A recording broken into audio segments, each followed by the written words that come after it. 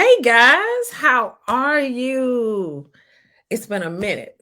Actually, it's only been a couple of days since I've been live, but I thought I'd come live this afternoon and just have a conversation. Over the weekend, I had an opportunity to hang out with some friends of mine. Um, they did a enhance your business boot camp, and it was on the campus of North Carolina Central, and it was amazing. It was actually a free boot camp, but the information that was disseminated was amazing and top of the line. And I learned some things about them that I didn't know before. So, one of the things that I also did was I posted. One of the things that I posted recently was, "You are important." A lot of times we go through life, and when we go through things in life, we somehow diminish ourselves. We identify with whatever's going on in our lives, good, bad, or ugly, and we tend to diminish ourselves, even in the good stuff. We attribute it to the things that are happening, and we don't always give anything to us. So I think it's vital that we all understand that we are important. Number one, you're a human being created by God through your parents. We are, as women, we're somebody's mom, sister, daughter, cousin, friend.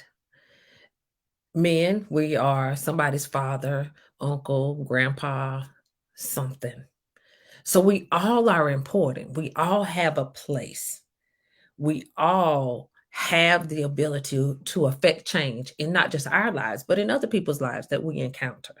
So we're all important. Now you can affect change whether you're good, bad, ugly, pretty, but that's relative. And it's not even as important as we make it out to be. What is your character? What is it that you do that helps other people? A lot of times we put too much stock into what we look like, what we drive, where we live, all of those things. It doesn't, your house is not important. Your car is not important, but you are important. No matter how old you are, no matter how young you are, everybody has a place. I can remember we got into a conversation one day and we were talking about churches, and we were talking about the various ages that you find, or ages and stages that you can find in a church. And I was explaining to them that every person in there serves a purpose and is important, from the infants to the elderly. All of us serve a purpose. You got to have ages and stages no matter where you are, whether you're in a church, a business, whatever. We need all ages of people to make this thing work. If you think about it now in the workforce, the baby boomers are the people to have, because the baby boomers are going to come to work.